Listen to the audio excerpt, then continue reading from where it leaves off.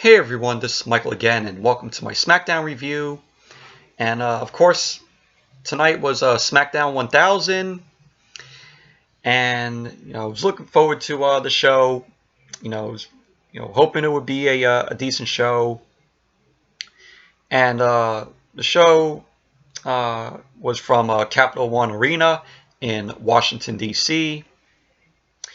And I gotta say, tonight's SmackDown 1000. It was a decent show. It was an enjoyable show, and really liked it. It was much better than Raw last night.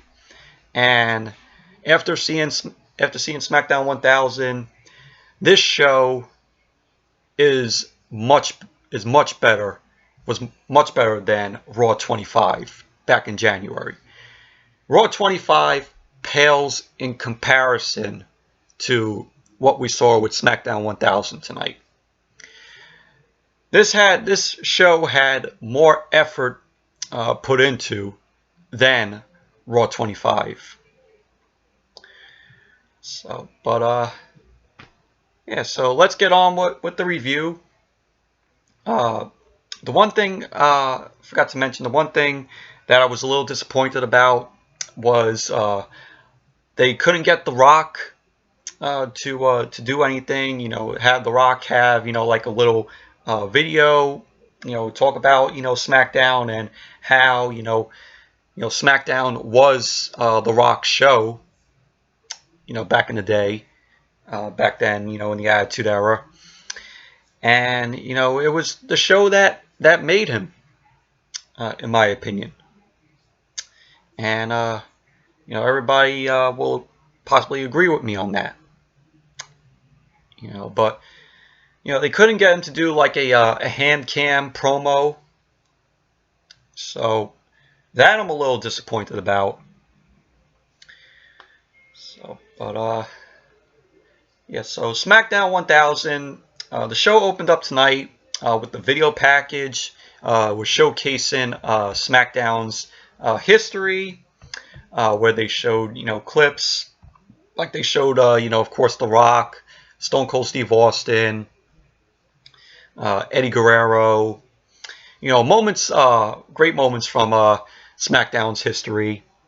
They even showed a little clip of the tribute show, which aired after 9/11, 2 days after 9/11, and it was a really good, well done video package showcasing SmackDown's history. And so after we had the video package, we went to the ring, and it was True TV. And so we had R-Truth and Carmella in the ring.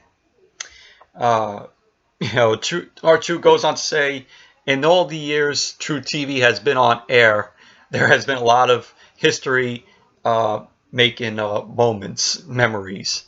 That was really funny. I like when R-Truth is there, very funny.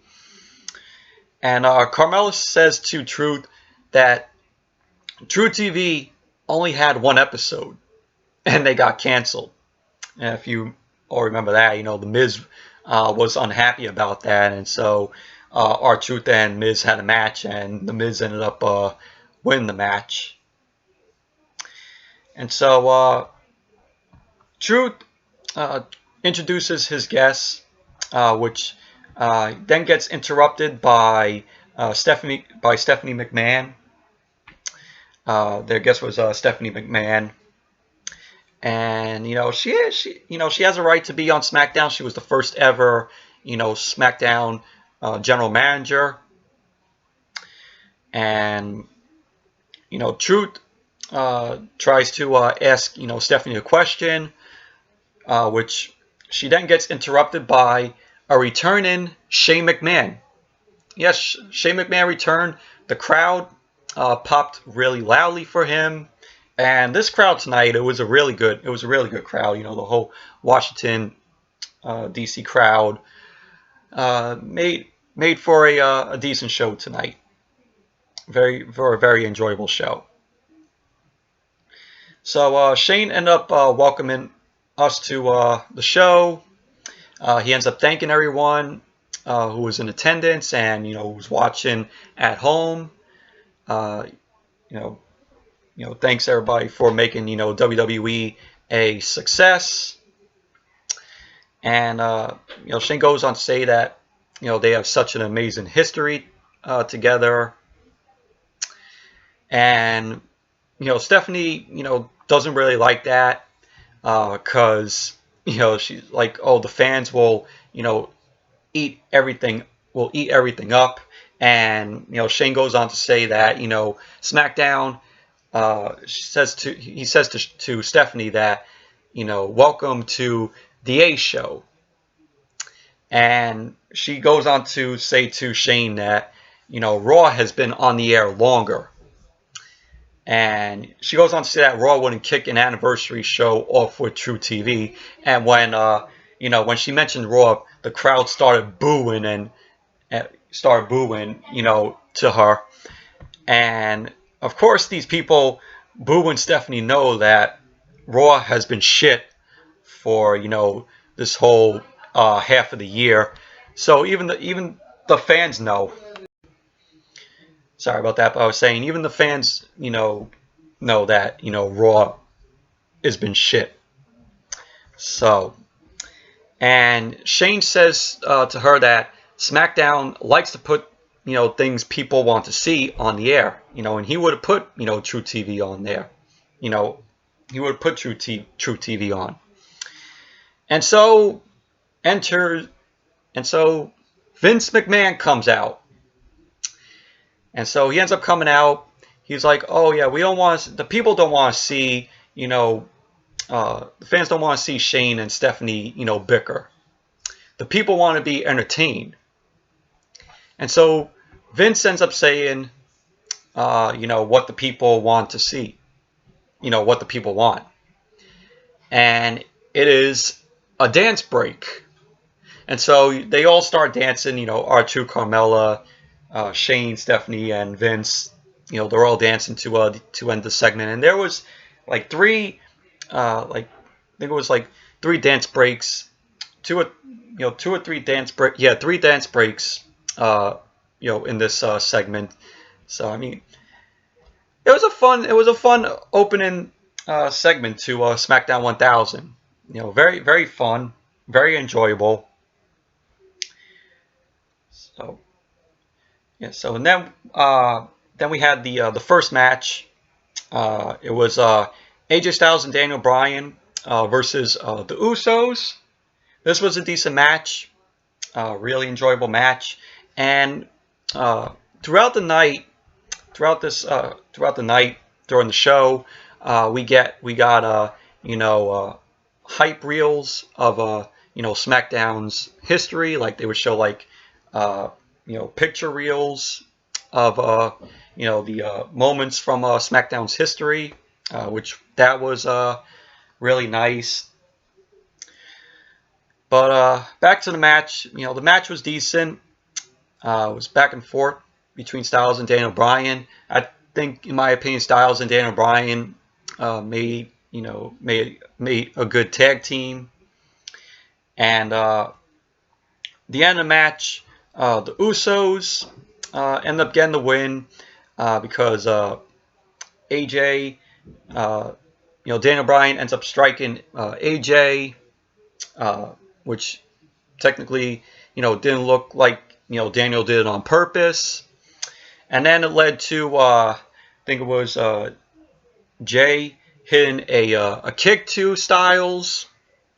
And then both of the Usos end up hitting a double super kick to Daniel Bryan. And so the Usos win the match.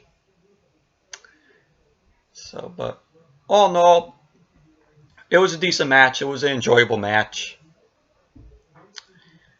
So then we had Paige backstage, and she was chatting with Vicky Guerrero.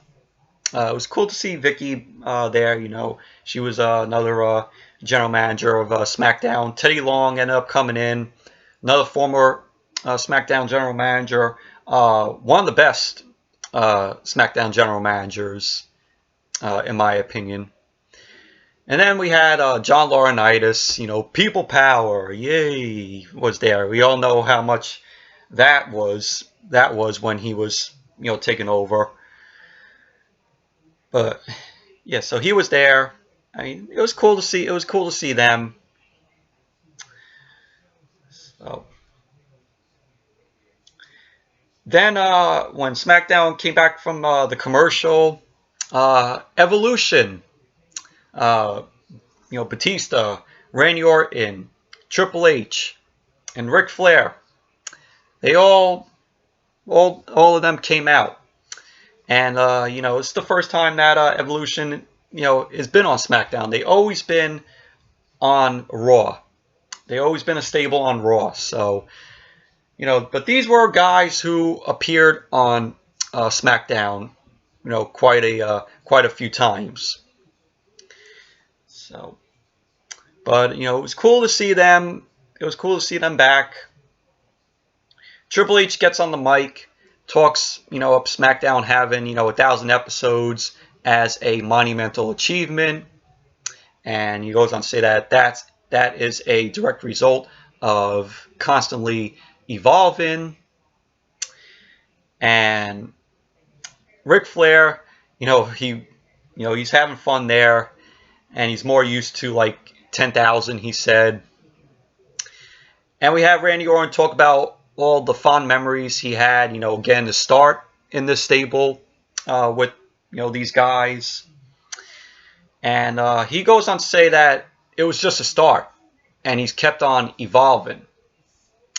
And, he says while Triple H has run the show, Ric Flair has lived decorously through, his daughter's achievements.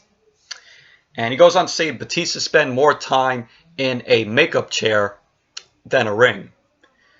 And, he goes on to say that he's cemented his legacy.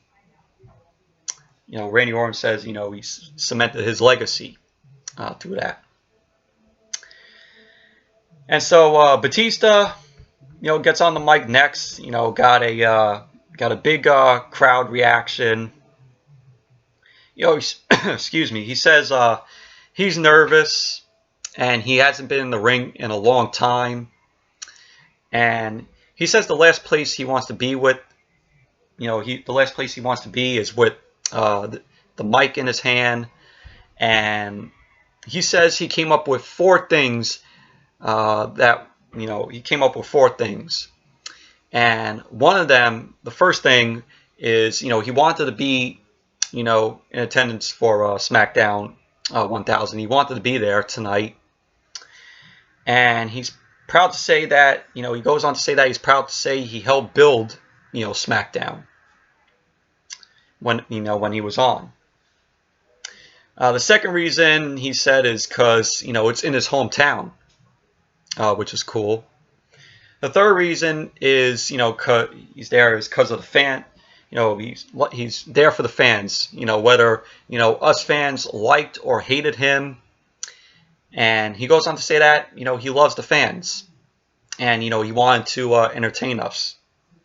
And he ends up saying, "You're welcome." So that was good choice of words for, that Batista has been saying. Batista said. And the fourth reason is because of Ric Flair, Triple H, and Randy Orton. He goes on to say, 4 world champions came together, to build an army. And, hasn't, been done before. And he goes on to say that, he talks about Randy Orton, saying that, about the first time he saw him was in OVW. And he goes on to say that Batista, that he knew that Randy Orton was special. And so did Ric Flair and Triple H. He says, that he's got more talent, that Randy Orton has more talent in his pinky than, half the guys who ever stepped foot in the ring. Then he goes on to talk about Ric Flair, saying, that there's nothing, he could say, we don't know about, Ric Flair or is there. And it was funny though. It was kind of awkward when he said this, because he ended up telling Flair to keep that thing in his pants.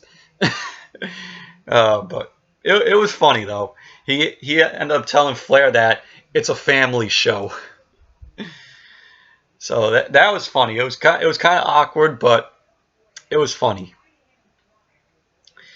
And he goes on to talk about, last but not least, he talks about Triple H, saying, that he is a man who single-handedly changed, the business. He goes on to say that Triple H not only runs this business, he is the business. And, Batista says, there's nothing, he hasn't done except beat Triple H. And, that kind of, you kind of had that, you kind of saw that look on Triple H's face. Like he didn't like what Batista said, but they ended up squaring up. Ric Flair ends up taking the mic. He ends up playing Peacemaker, and it led to Batista and Triple H hugging it out. And all four of them hugged it out, and the segment ended there. But it was a really enjoyable segment. It was the best segment of the night, in my opinion. Just seeing these four guys again, it was awesome, man. Everything Batista said, it was a good choice of words. What he had to say. So really happy to see Batista. Hopefully, he comes back for a short run. So, but yeah, it was an awesome segment. So it was the best segment of the night, in my opinion. Then we had Rusev versus The Miz. This was for the World Cup qualifying match. For the World Cup tournament at Crown Jewel. This was a short match, and we had Kurt Angle on commentary here. Of course, Kurt Angle was another superstar that was the SmackDown general manager. So he was here, and Rusev ended up getting distracted by Aiden English, because he ends up, Aiden English comes out to distract Rusev, which led to Miz rolling Rusev up for the win. And so The Miz wins. The Miz qualifies for the WWE World Cup. So, and then you had, after the match, Aiden English and Lana. They get in each other's face, and Lana ends up kicking Aiden right in the balls, and it led to Rusev throwing him into the steel steps repeatedly, threw him into the barricade, ripped off Aiden's t-shirt, and he ended up putting and tossing Aiden English over the announce table. So that happened after the match, but the match itself, it was short. So, and then we had Edge returning. Great to see Edge back, for this special SmackDown, because it's been a while since we've seen Edge. Of course, former SmackDown ring announcer Tony Chimmel ended up introducing Edge, and Tony Chimmel was the best to introduce Edge whenever he had a match. He always used to go the rated R superstar Edge. So it was cool. It was cool hearing Tony Chimmel again. And so Edge is in the ring. He says, a great man he knew lived his life huge, and he's always tried to do the same thing. Goes on to say that it doesn't get more huge than SmackDown 1000. And, he had to be here. And he ends up saying SmackDown has always felt like his show. Goes on to say that, some of his greatest accomplishments happened, here. Like when he cashed in the Money in the Bank against, The Undertaker, competing in that no disqualification match with Eddie Guerrero, which was which was a great match. And he talks about how he married Vicky Guerrero and how he divorced her. So it goes on. He says it goes on. And he goes on to say that that the show really means something to him. Goes on to mention that the last few weeks he was watching the show, and that he had to come to the show tonight to address it. And he ends up saying that he's going to be SmackDown's moral compass. And so he ends up introducing Becky Lynch because this was his guests were going to be Becky and Charlotte. So Becky comes out, and Edge says to Becky that he's happy that she's here, and he goes on to say that he couldn't help but notice when Becky, walked down the aisle that they have a lot of similarities. And Becky says, Edge is one of the people she modeled her career on, and she appreciates that. He sees what she sees. So that was kind of cool. And the crowd was behind Becky as always. We won't boo Becky. And Edge asks her to hear him out, and he understands what Becky's doing and thinking. And Edge goes to say to Becky that he wasn't supposed to be in the main event, and he wasn't the handpicked one. And Edge ends up telling Becky that he had to scratch, claw, and bite for every inch he earned in the company. Like what Becky's doing now. And then as the segment went on, we had Becky say to Edge that she ends up saying, "Oh, I know what I understand you," and she understands what Edge is saying, and she ends up saying to Edge, "Oh, hope you don't injure your neck again when you walk through the ropes." And she ends up telling Edge to get out of the ring. That's when she said, "Oh, careful with your neck going through the ropes." And so Charlotte ends up coming out and says, to Edge that Becky doesn't care about anything. The only thing Becky cares about is the championship. And so Charlotte, gets in the ring, and she says, Charlotte says, Becky's going to love what she's going to do to her. And that's when Charlotte then beat down on Becky. So that was the segment. But I like the segment. I mean, it was good. It was good seeing Edge, back, just for this special SmackDown. It's been a while since we've seen Edge. Edge will be, one of the best superstars that was in WWE, in his time. So, and then we had Cesaro and Sheamus versus the New Day. For the New Day, it was Big E and Xavier Woods. Kofi Kingston wasn't in the match. This match was for the SmackDown Tag Team Championships. And this was a decent match. This was a enjoyable match. Cesaro and Sheamus, very enjoyable in this match. They were dominant during the match. And for this match, you had Jerry the King Lawler and Booker T.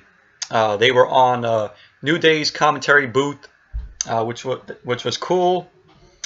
And then we had later on towards the end of the match, Big Show ended up coming out. Yes, the Big Show made an appearance. He comes to ringside. He starts staring at Cesaro and Sheamus, the whole way. And, Big Show then turns to Kofi, helps him up.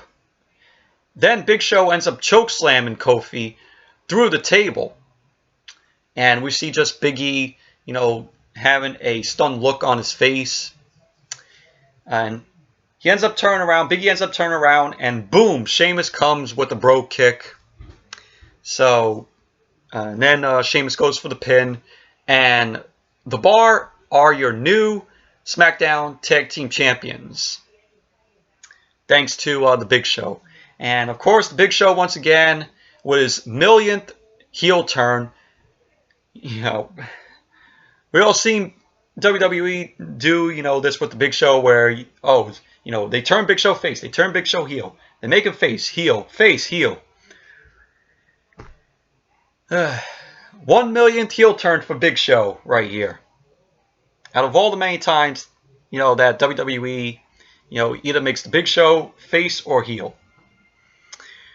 So, but all in all, it was a decent match between the Bar and the New Day. So, then we had a John Cena hand cam promo, talking about SmackDown. He put SmackDown over and talks about how important SmackDown was to him. The show helped him develop his career. And, it did a good job, it did a good job with it. I mean, look at where Cena is now. If it wasn't for SmackDown, then Cena wouldn't have been, one of the greatest, to come out of SmackDown. So, but yeah, it was a nice promo from Cena. And then we had the main event. Rey Mysterio, a return of Rey Mysterio. And from what I read, Rey Mysterio is back full-time in WWE. And, I read, at the beginning I read that it was only for, part-time. I heard it was going to be part-time, but then they changed it, and now Rey Mysterio is going to be full-time with WWE. So Rey Mysterio ended up taking on Shinsuke Nakamura in a World Cup qualifying match. And this was a decent match. This was a good match between Rey Mysterio and Nakamura. Mysterio still has it. And the crowd really enjoyed his return. And it was back and forth between Mysterio and Nakamura. This was kind of like a dream match that we never seen before. And in the end, you had Rey Mysterio, 619, Shinsuke Nakamura, and then of course Rey Mysterio ended up hitting the diving splash on Nakamura to score the win. And so Rey Mysterio wins the match, qualifies for the WWE World Cup. So, really happy.